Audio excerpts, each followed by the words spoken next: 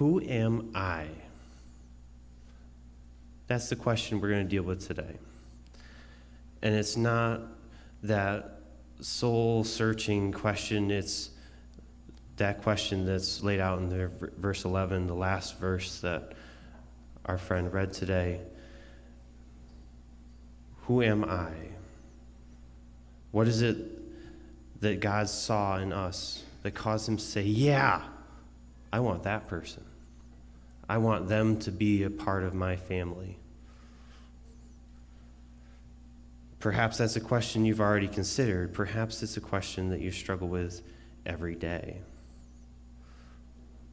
We're going to take a small look into this portion of Moses' life. Obviously, Moses had a large stretch filling most of Exodus, but we're just going to take a look at a portion that covers around 2 chapters.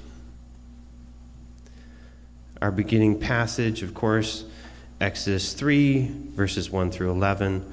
I don't have anything up on the screen, so if you at any point want to follow along in your Bible, I really encourage that. Bible apps are also a great and wonderful creation in this time and age, so if you need an electronic follow along, that's perfectly fine with me. It also opens you up to so many different versions that say so many different ways of explaining what the information is.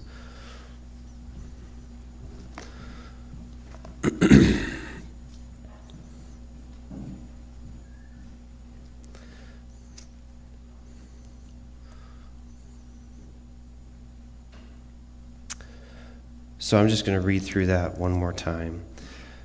Starting in verse 1. Now Moses was tending the flock of Jethro, his father-in-law, the priest of Midian, and he led the flock to the far side of the wilderness and came to Horeb, the mountain of God. There the angel of the Lord appeared to him in flames of fire from within a bush. Moses saw that though the bush was on fire, it did not burn up. So Moses thought, I'll go over and see this strange sight, why the bush does not burn up.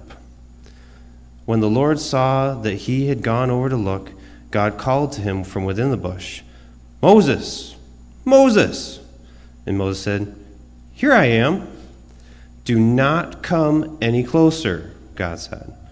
Take off your sandals, for the place where you are standing is holy ground. Then he said, I am the God of your father, the God of Abraham, the God of Isaac, the God of Jacob. At this, Moses hid his face because he was afraid to look at God. The Lord said, I have indeed seen the misery of my people in Egypt. I have heard them crying out because of their slave drivers, and I am concerned about their suffering. So I have come down to rescue them from the hand of the Egyptians and to bring them up out of that land into a good and spacious land, a land flowing with milk and honey, the home of the Canaanites, Hittites, Amorites, Perizzites, Hivites, and Jebusites. And now the cry of the Israelites has reached me, and I have seen the way the Egyptians are oppressing them. So now go. I am sending you to Pharaoh to bring my people, the Israelites, out of Egypt. What's the backstory leading up to this point for Moses? Born to a Jewish family, raised in the house of Pharaoh, murdered an Egyptian, went into exile, married the daughter of a Midianite priest, and now he's a shepherd. He is now an exile in a foreign land. So why wouldn't he be surprised? You know, if you've ever been out in the woods, if you see a tree on fire, there's usually some root cause. Lightning strike, something funny, like there's normal situation around that. For him to see a bush on fire, that would be something like, okay, let me just make sure nothing else is going to happen. My flock's nearby. I don't want anything to come to harm to them. It's not burning up. It's been a while. What's going on? Let me just go up and see if there's something else causing that. God is drawing him to a place, pulling him to himself. As Moses approaches, God doesn't leave Moses in suspense. He calls out to him, "Moses, Moses, here I am." Moses immediately calls back out. "Do not come any closer, for you are on holy ground." When God is present, we are on holy ground. In honesty, all ground is holy because Jesus is with us, God is with us. Especially when he's preparing to send us, preparing to direct us and lead us. God launches into this discussion with Moses of, all right, here's what's going to happen. Here's what I'm going to do. I've seen all this misery. I've seen all this terrible things that are happening in Egypt. And it's time. It's time for my people to experiencing something new.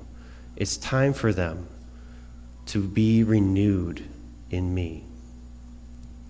By the way, you're going to do it.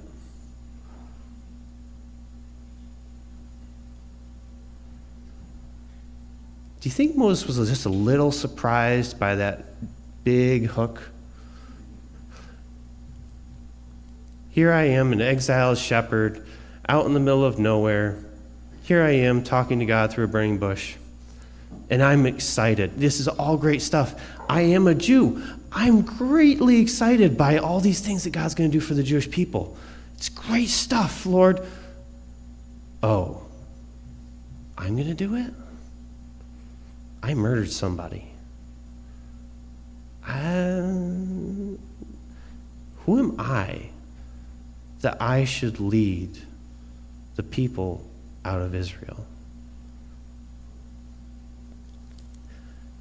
To me, it's not really a super surprising question, but at the same time, it brings out the humanity in these people that we experience in the Bible. Who am I? That's a lot of responsibility. And I don't feel like I'm quite up to it.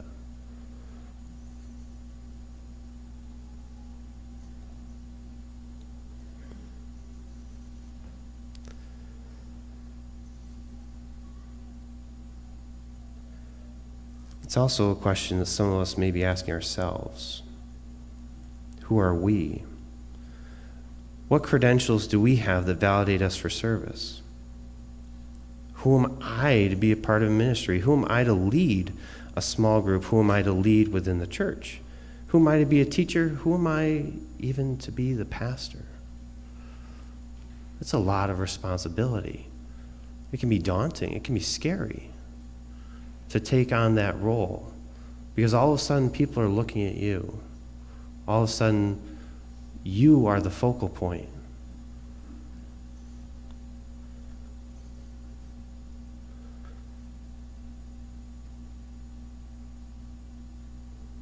Perhaps we only consider a few of those. Perhaps it's not really something we've thought about.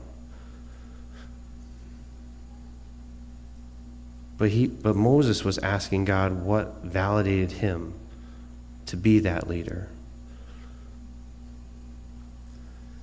As we go through, we're going to just take a minute. We're going to look at some of that back and forth that God and Moses had. And it takes a whole 27 verses of back and forth between Moses and God before Moses is basically told, you're going to do it.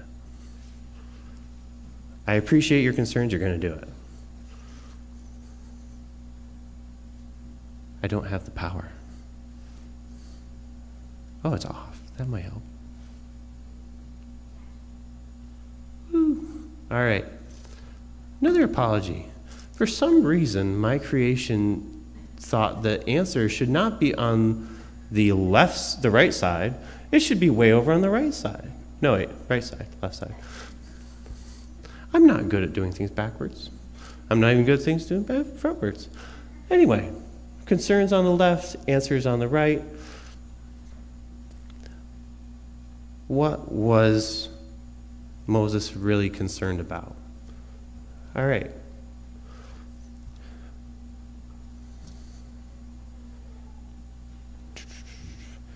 First off, verse 11, but Moses said to God, who am I that I should go to Pharaoh and bring the Israelites out of Egypt? First concern, not actually up there. And God said, I will be with you, and this will be the sign to you that it is I who have sent you. When you've brought the people out of Egypt, you will worship God on this mountain. So God is already trying to reassure him immediately. It's not this question of, let me allow you to fester in your doubt. Let me reassure you. Let me bring you some backup information. I'm going to be with you. And you're going to know it because when you come back here, you're going to worship with the whole Israelite nation right here on this mountain. Verse 13, Moses said to God, suppose I go to the Israelites and say to them, the God of our fathers has sent me to you, and they ask me, what's his name? Then what shall I tell them? So what's his name? 14, God said to Moses, I am who I am. This is what you are to say to the Israelites. I am has sent me to you. 15, God also said to Moses, say to the Israelites, the Lord, the God of your fathers, the God of Abraham, the God of Isaac, the God of Jacob, has sent me to you. This is my name forever, the name you shall call me from generation to generation. I am who I am. A name that states so perfectly, I do not change. I am who I am. I do not change. I have been the same. I will be the same.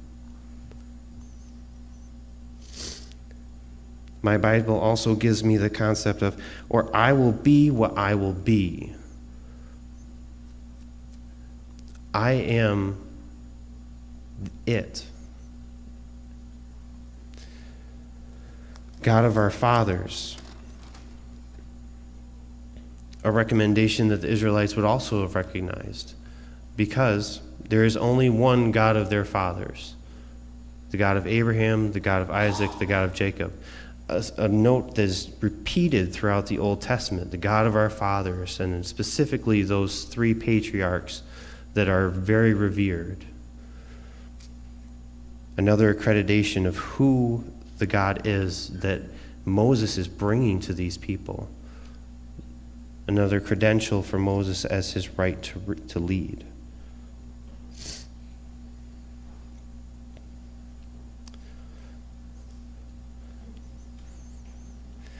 What follows 16 through 22, the end of the chapter, is just God saying, all right, this is what you're going to do when you get there. You're going to assemble leaders. You're going to prepare everything. You're going to talk to Pharaoh. He's going to say no. But this is the plan you're going to follow. You're going to do this. We're going to get you out. Verse 1, chapter 4. Moses answered, what if they don't believe me or listen to me and say, the Lord did not appear to you? The Lord immediately answers, then the Lord said to him, what is that in your hand? The Lord said, throw it on the ground. Moses threw it on the ground. It became a snake, and he ran from it. Do you blame the guy? I kind of asked this question again last time I was here. People being scared of Jesus walking across the water. They thought he was a ghost. Do you blame the guys? These are kind of normal reactions. Wouldn't you say, if you're walking through the woods, you pick up a stick, and first off, knowing it's a stick and it's not wiggling already, that you didn't pick up a snake by accident, and you throw it on the ground and all of a sudden a snake is the stick, that's going to be a little startling because that's not normal. it's not unexpected here either.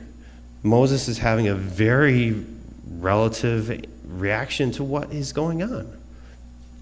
He throws it on the ground, comes a stick, and he ran from it. Then the Lord said to him, "Reach out your hand and take it by the tail." So Moses reached out, took it hold of the snake, and it turned back into a staff in his hand. "This," said the Lord, "is so that they may believe that the Lord, the God of your fathers, the God of Abraham, the God of Isaac, the God of Jacob, has appeared to you." Personally, I think picking the snake up by the tail would have been a little more scary for me personally. I see that Sharon agrees with me. I don't like snakes to begin with, so me reaching down and grabbing, no. Lord, can you just turn it into a staff again? I don't want to touch it.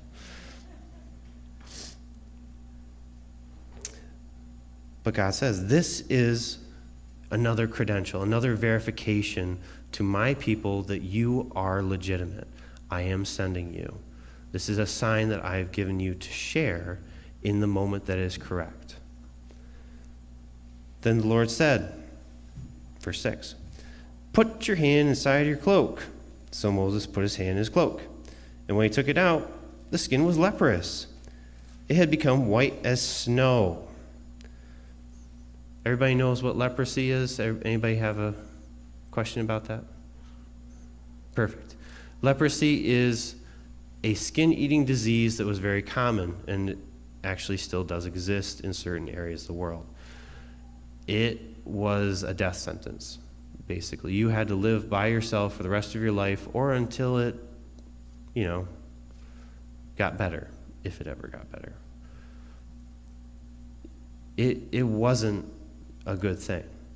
So for him to pull his hand back out of his cloak and see that, I would have been surprised as well. It doesn't say here that he was, but I don't know what would have been scarier, a disease that I can't come back from or throwing a stick on the ground and becoming a snake.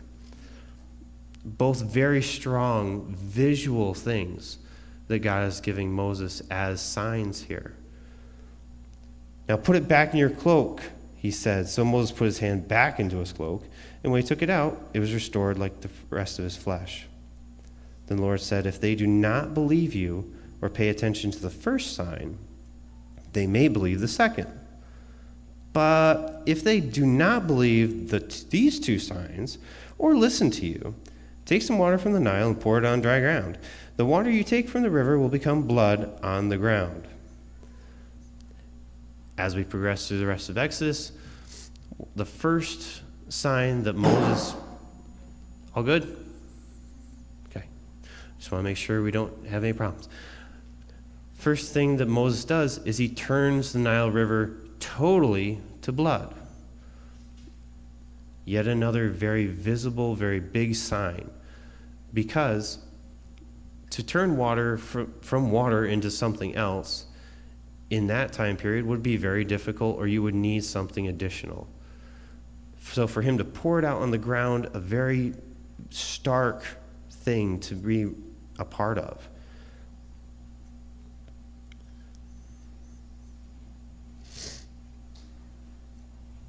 Verse 10, new concern. Moses said to the Lord, "Pardon your servant, Lord. I have never been eloquent, neither in the past nor since you have spoken to your servant. I am slow of speech and tongue." The Lord said to him, "Who gave human beings their mouths? Who makes them deaf or mute? Who gives them sight or makes them blind? Is it not I, the Lord? Now go, I will help you speak and will teach you what to say." Kind of an interesting reminder God gives Moses here in that moment.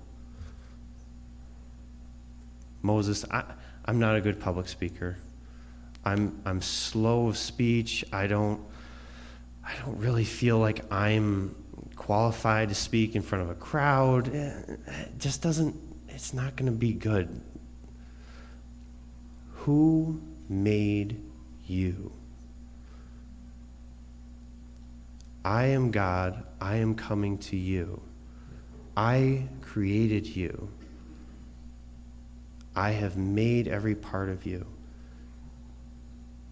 I am going to teach you. I am going to grow you. I am going to be a part of you. What do you have to fear if I've called you?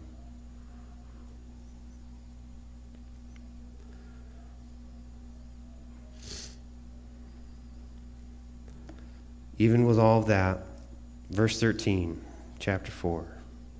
But Moses said, "Pardon your servant, Lord. Please send someone else."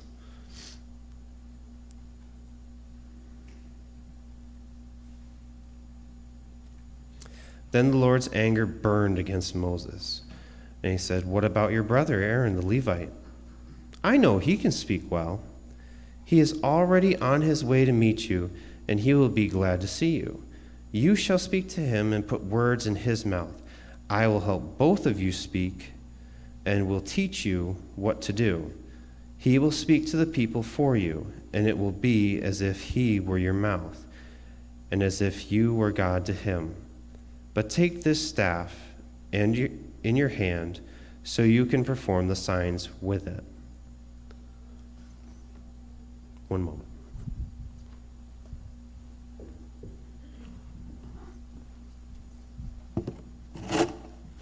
Sorry.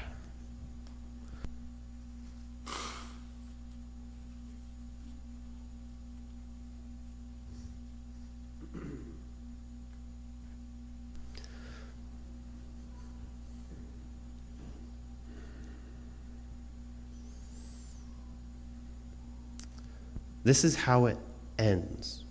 This is the culmination of their discussion on what's my concern. Here's my concern. Well, here's your answer. Here's my concern. Here's your answer. Here's my concern. Here's your answer. I still don't feel up to it. You're going to go. Because of all these concerns,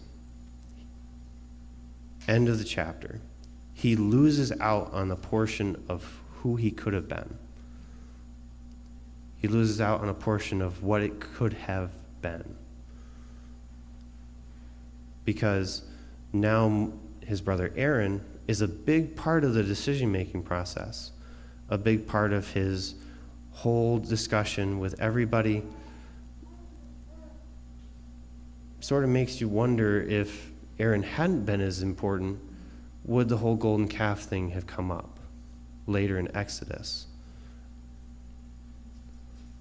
These are all, of course, things to ponder and aren't really as important as they could be, because we also serve a God who is infinite and totally possible and capable of doing anything. And it still may have happened.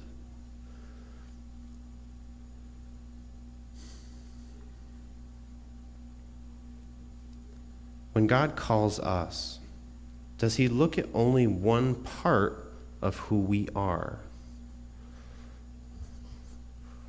When he calls you into salvation, does he only save you because of your sin, or does he see also what you can be a part of in his kingdom? Is there so many facets to the decision-making process that we can't even see every single one? God looks at the whole person, present, past, and future, in the calling, both to salvation and to further ministry. He knows what your shortcomings are. He knows what your failings are. But he also knows where you excel.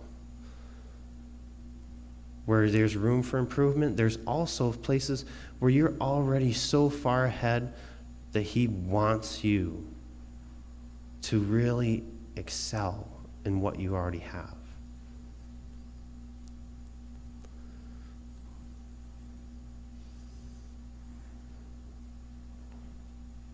Sometimes allowing ourselves to be drawn into his will can be scary. It can also mean giving up on something that we hold dear. And I'm going to share personal experience with you guys. All through my childhood, I honestly idolized my dad. He is a retired now lieutenant of police for the SUNY College Police Department. Yeah, if I can think of what I'm thinking of. He was the greatest guy. He was like pinnacle of manhood. That's what I want to be. I want to be like my dad. I want to be a police officer. I want to protect people. I want to make their lives better. I really want to make that happen. So I tailored my decisions all through my young life, into my teen years, into my college career, to be that way. I pursued in my community college and in my graduate school, I followed it, and I got a bachelor's degree in criminal justice. I was going to be a police officer. I got it. All through that period, I applied to city, state, county, and federal jobs. Not a single one panned out at all. I did great on written tests, did horrible on physical tests. Had interviews. Nothing ever came of it. I honestly am afraid to consider how many applications I went through, how many tests I actually passed or tried to attempt. It wasn't working out. At the same time, I got married to my beautiful wife. I had a baby girl at home, and I was working a job that drove me to 70 hours a week and physically driving, because I worked for a company called Brinks Incorporated, where I was an armored car guard, and I drove, took the money in, came back out, 70-hour weeks. I barely saw my wife, barely saw my daughter, and it was driving a wedge in our home. Meanwhile, I'm still trying to apply to all these different police agencies. I'm still trying to do all these different things. And one day, my wife asked me the one question I never wanted to hear, but I needed to hear. Do you really think you're called to be a police officer? Are you sure you are? That was probably the worst question I ever had to have asked me, because it really put into all this different thought. Am I? Am I really supposed to be here? Am I really supposed to be doing this right now? Because if I was supposed to be doing this, it would be bearing fruit, wouldn't it? If I was supposed to be doing this, I would have confirmation from God when I pray, Lord, let be what you will have be. These are my desires. If this is your will, let it be. And nothing was happening. So I changed what I was praying. I said, God, if this isn't what you want for me, what do you want me to do? You have to tell me what you want me to do, because I'm not finding it on my own. There's something missing here. What do you want me to do? Within a week of changing that, I was directed into youth ministry. Had this thought, there's an open youth position at our church. You know, that kind of sounds cool. You know, I could do this with them, or I could do that with them. We could do all this fun stuff. Never really considered that. Asked my wife, hey, I'm thinking about this. What do you think? She looked me in the eye and said, it's about time. Well, what do you mean it's about time? Oh, I knew like 3 months ago that you were going to be there. It's all good. You just make sure you make that happen. Oh, 6 months, even more time. I had to let my desire, my goal go. I had to release it. Because I was not going anywhere. To use the illustration of what we're talking about, I was out in the desert all by myself, staring at sheep. And while that can be fun, deserts really aren't that scenic except for one thing, and that's sand. I really had to give up what my goal was. And that was hard. It was scary because all I'd ever known was criminal justice. All I'd ever known was sociology. I had never led a youth group before. I'd never even interacted with the youth group before except for one time. And half the kids that were in there at the time that I did it weren't even there now. It's a whole shift from being that shepherd to being that leader. And that is a lot really quick.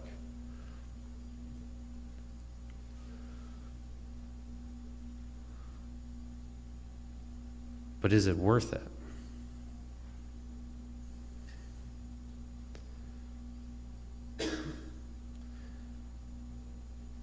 Don't also take this as just because I went into ministry, everything was tip-top every second. There were no drops, dips, or falls. There are. In ministry, no matter what level you're at, there will always be that moment where you're going to question, man, why did I make this choice? But then God's going to show you it was worth it. It was worth it all along. If you look through the rest of Exodus, it's chock full of moments when Moses had very highs and very lows with the Israelites. But once he accepted the call, he was in it. And God never left him. God was always with him. At any moment, when things were going rough, Moses talked to God and God talked back and told him, reassured him, this is what you're called to do. This is where you're supposed to be.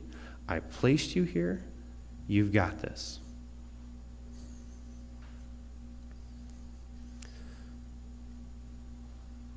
What's inhibiting us from following our call? Because we all are called into one aspect or another. If we go to Matthew 28, verse 16 through 20, anybody know what that is? I'm really big once in a while on interaction with the group. Great Commission, thank you. I just wanted to encourage anybody, if they actually do know, it's okay, come on.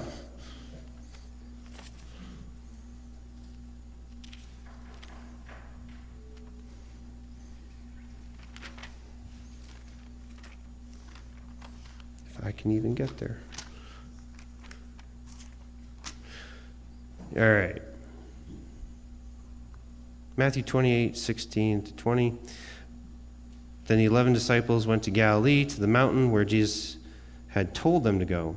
When they saw him, they worshipped him, but some doubted. Then Jesus came to them and said, all authority in heaven and on earth has been given to me. Therefore go and make disciples of all nations, baptizing them in the name of the Father and of the Son and of the Holy Spirit, and teaching them to obey everything I have commanded you. And surely I am with you always to the very end of the age. Commission given to the disciples, go make more of yourselves. Go out into the entire world. It's really great. You guys had that missions moment. It's from 2020, 2021, but you know what? It's still true today. What is your mission field? Where have you been called to be a part of? Because you don't have to go overseas to fulfill your role as a commissioned person in God's service. It can mean, am I upholding a Christ-like demeanor in my workplace? Am I being an example to everyone around me of what a Christian is supposed to be? Do I host a small group? Maybe you want to host, but you don't want to teach. You know what? I'm sure there's somebody out there who wants to teach, but has no space to host. Those are two people you want to get together. If you want to have that discussion amongst yourselves later, that's perfectly fine. Anyway, but there are things out there. There are ways to be a part of the commission, to be a part of the role that God has laid out for us. How are we integrating into that? How are we being a part of it?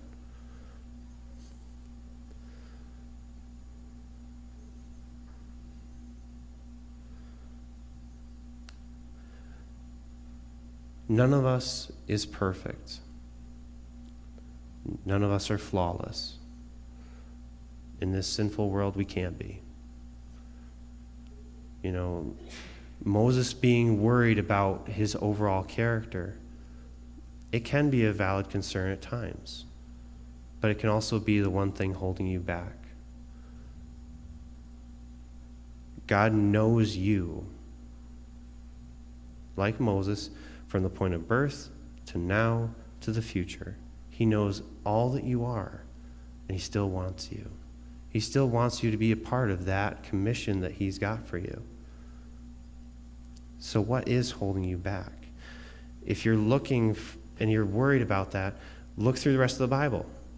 It's chock full of people who were flawed, but yet God used them greatly.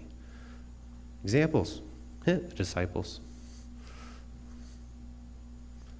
There are people who are flawed, but he chose them to be that New Testament church, the directors of where the whole scheme of Christianity was going, the whole of it. David, king of Israel, did many great things, also a lot of bad things. A couple of judges, Gideon, Samson. Again, great things for the Lord. Lots of wonderful things in salvation of their people. Also fell.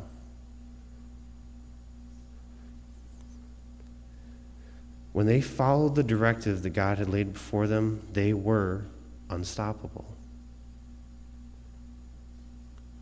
It's okay.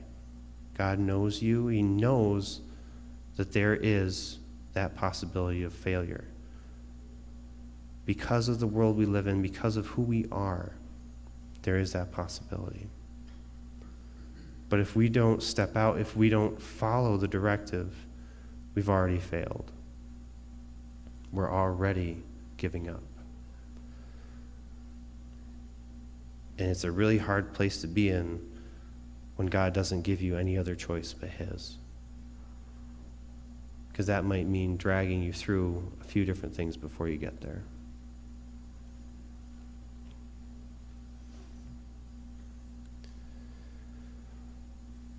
Again, what's stopping us? Is there something stopping us? Is it valid, or is it a concern that God's already addressed? All of these are questions to consider in prayer and time with God, because he loves you, he cares about you, and he wants to see you at the pinnacle of what you can be, no matter what that is. A faithful servant who reaches one person may be it. But it was worth it for the one. It was worth it that one more come to God because of who you were and your faithful following of the directive that God gave you. Let's pray.